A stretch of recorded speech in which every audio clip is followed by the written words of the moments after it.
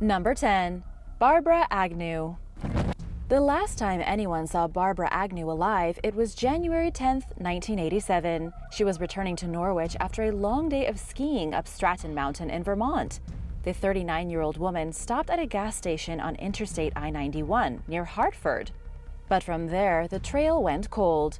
Her car was later discovered abandoned about 10 miles from her home with its door ajar. According to the Vermont State Police, Barbara was not reported missing until January 14th, 4 days later. It was only when the towing company that removed her car from where it was abandoned called her ex-husband that he finally contacted the police. The first clue into solving the case came from attendants at the gas station. They uncovered clothing in their dumpster with Barbara's identification. The police immediately began to search around the area, but they were unsuccessful. It wasn't until March 28th, months after she had gone missing, that hikers discovered what they first thought was a pile of clothes in the nearby mountains. Unfortunately, it was not just a pile of clothes, but the body of Barbara Agnew. The police were able to determine that Barbara had been stabbed to death. However, they never got a match on the fingerprints taken from her vehicle, and they didn't have any suspects in the case. It ended up going cold. Brad Hanson from the Vermont State Police Cold Case Division says Barbara simply crossed paths with a random act of evil. No one knows who committed this murder or why. Number 9. Crystal McDowell. Crystal McDowell mysteriously vanished 2 days before Hurricane Harvey arrived where she lived in Baytown, Texas. At 37 years old, Crystal was a mother of 2, a successful real estate agent, and a respected member of the community. She was captured on surveillance footage getting into a black Mercedes and leaving her new boyfriend's house at 7:35 in the morning. It was August 25, 2017. This was the last time anyone saw Crystal alive. Unfortunately, just when Crystal was reported missing and the police set out to search for her, the hurricane prevented them from getting much done. Homes and businesses were flooded, the whole region was in ruins, and the police just couldn't spare the manpower to search for a missing woman. But after the hurricane cleared, the cops got right back to it. They found out that at 13 years old, Crystal had been abducted by a man who kept her as a prisoner inside a chicken coop. She escaped one day and moved in with her relatives. She ended up growing up, becoming an adult with a great job, a husband, and a secret dark past. But this dark past never really left her, and she had taken numerous lovers, both men and women, throughout her marriage. And this is eventually what brought it to a grinding halt. At the time of her disappearance, her new boyfriend was Paul Hargrave. Police suspected both him and her ex-husband. And as it turned out in the end, it was actually her ex-husband Steve who killed her during a heated argument after she left the boyfriend's house. He had been jealous of her new lover. Steve wrapped her body in a blanket, put it inside his trunk, then stashed the body in the woods. After getting caught, Steve was sentenced to spend the next 50 years in prison. Number 8. The Ketty Cabin Murders. On April 12, 1981, Sheila Sharp, just 14 years old, returned from a sleepover at a friend's house. At the time, she was living with her family in a cabin in Northern California. When she arrived home, she found her mother, brother, and her brother's friend cold dead on the floor. All 3 had been murdered. Sheila's 12-year-old sister Tina was missing. And even stranger, Sheila's younger brothers, Greg and Rick, along with one of their friends, were found asleep and unaware in one of the cabin's bedrooms. This turned into one of the most bizarre murder cases in history. Sheila's younger sister Tina wasn't discovered for another 3 years after the incident. Her entire remains were never found, only her skull in the nearby forest. Plus, the 3 victims had all been tied up with electrical cable and tortured before being killed. Investigators found a steak knife, a butcher knife, and a claw hammer stained with blood at the crime scene. 35 years later, police still have no idea what happened in the cabin that day. The main suspects at the time were the neighbor, Marty Smart, and his friend, Bo Boobity. However, they never managed to get any evidence against them that could be used to prosecute the case. When the police recently reopened the case, they did discover some new evidence that could indicate Marty was in fact the killer. But even so, he would have already gotten away with the crime. Smart passed away back in 2006, so even if he was responsible, he will never face justice. Number 7. Kaylee Anthony. On July 15, 2008, Cindy Anthony called the police in Orlando, Florida, to report that her granddaughter Kaylee had been missing for 31 days. When the police questioned Kaylee's mother, Casey Anthony, she told them that her daughter was with a babysitter named Zenaida Gonzalez. But the police were never able to track this babysitter down, and they later learned that Casey had made her up. In the following months, hundreds of people searched for little Kaylee while law enforcement looked into Casey, positive that it was the mother who had something to do with her own daughter's disappearance. A break in the case came in December of 2008, when the young girl's decomposed body was discovered in a wooded area, not far from where she had been living with her mom. The police were quick to arrest Casey Anthony for murdering her daughter, claiming that she had chloroformed the girl and then suffocated her by wrapping her face in duct tape. But the mother denied these accusations, instead saying that her daughter drowned in the pool. Casey said she disposed of her body because she feared being prosecuted. In the end, no one could decide if this woman was a murderer or if her young daughter had really accidentally drowned. Either way, disposing of her body in the forest was pretty suspicious, and the numerous lies told during the investigation only compounded that fact. However, the jury acquitted Casey Anthony, who is currently living free somewhere in Palm Beach County, Florida. Number 6. Deirdre Jacob and JoJo Dullard. Back in the 1990s, the disappearances of Deirdre Jacob and JoJo Dullard from the Leinster area had the people of Ireland scratching their heads. They were only 2 of 8 women who vanished in the eastern part of Ireland during a span of 10 years. The area became known as the Vanishings Triangle, and to this day, no one has any idea what happened to any of the women who vanished. The case of these missing women was recently reopened, with the police focusing their attention on Deirdre Jacob. She was 18 when she vanished on July 28, 1998. She had just completed her first year at university and was studying to be a teacher. On the day she vanished, she had gone to an ATM machine to get a bank draft, then went to visit her grandmother. After leaving her grandmother's house, she began her walk back home, but she never made it. Neither she nor any of her belongings have ever been found. The last time anyone saw her, it was one of her neighbors. The neighbor witnessed Deirdre walking just a few yards away from her very own driveway. In the few feet between her house and the street, someone must have snatched her, and she was gone. Even with the case reopened, the police have not made any new headway. Deirdre, JoJo, and the other 6 women have still not been found. No remains, no bones, nothing. Do you have any theories as to what was going on in Ireland back in the 90s?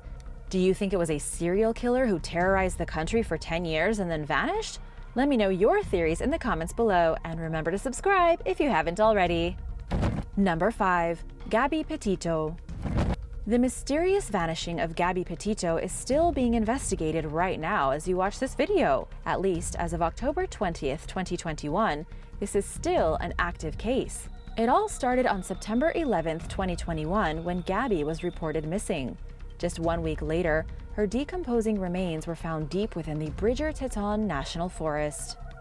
An autopsy revealed that Gabby had been strangled to death. Her body had been left in the woods for at least a month before she was found, meaning she had already been dead for 3 weeks before she was reported missing. Gabby had been traveling across the country in a van with her boyfriend, Brian Laundrie, documenting all of their adventures on social media. On the outside, the couple seemed perfectly happy. They posted pictures from all of the most famous places in the United States, always with big smiles on their faces. But on September 1st, 10 days before she was reported missing, Laundrie returned to his parents' house in Florida, where the couple had been living before they set out on their adventure, and he arrived without Gabby.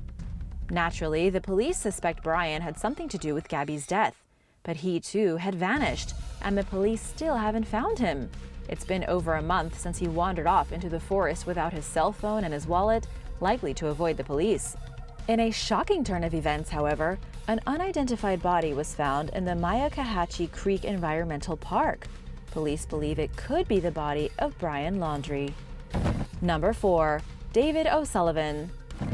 When Irishman David O'Sullivan went missing in Southern California, the authorities were confident that they could locate him. Over 4 years later, David is still missing. He set off on April 7, 2017. The Irishman, 25 years old at the time, checked out from his motel in the mountain town of Idlewild and started a hike that would take him 2,650 miles. He sent a message to a friend that morning saying that his journey so far had been difficult, but that he was loving it. He was trying to follow the Pacific Crest Trail all the way through the American West to the Canadian border. But as far as anyone knows, he never made it past the start. He was supposed to meet friends in Santa Barbara but never arrived. He never took a single dollar out of his bank account, and to this day, he has never contacted his parents. Sadly, he is now presumed dead. No one has any clue as to where his body might be. Investigators spent months trying to track him down with no success. Today, the only people still looking for David are a group of volunteers across the U.S., still searching along the Pacific Crest Trail for his body, either dead or alive. Number 3.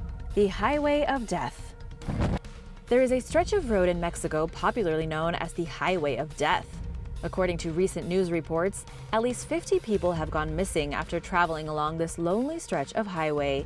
Some of the more recent disappearances include a mom from Texas, her 2 children, and 3 other citizens of the United States.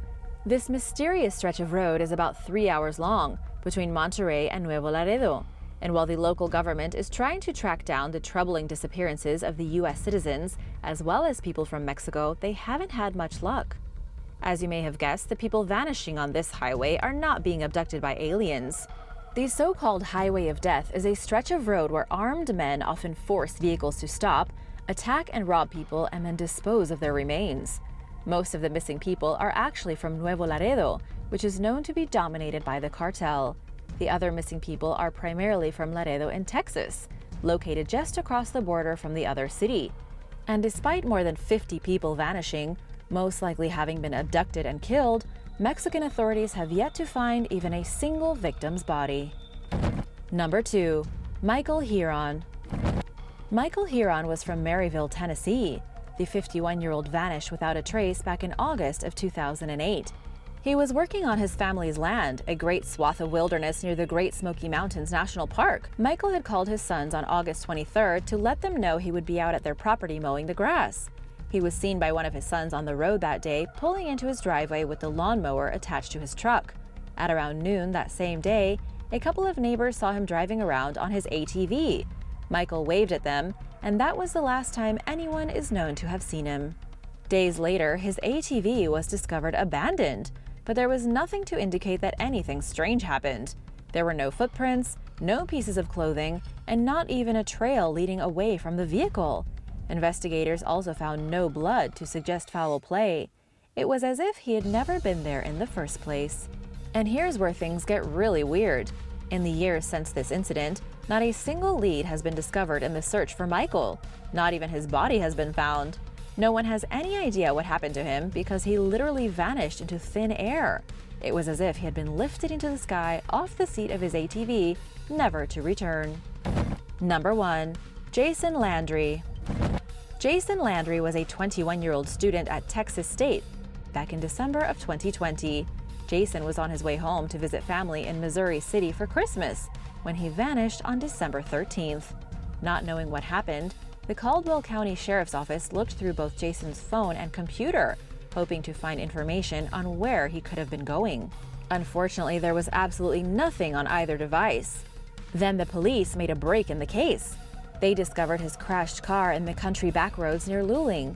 State troopers said it looked like Jason got in a crash right before he vanished, but there was no other paint on his car to suggest someone had hit him.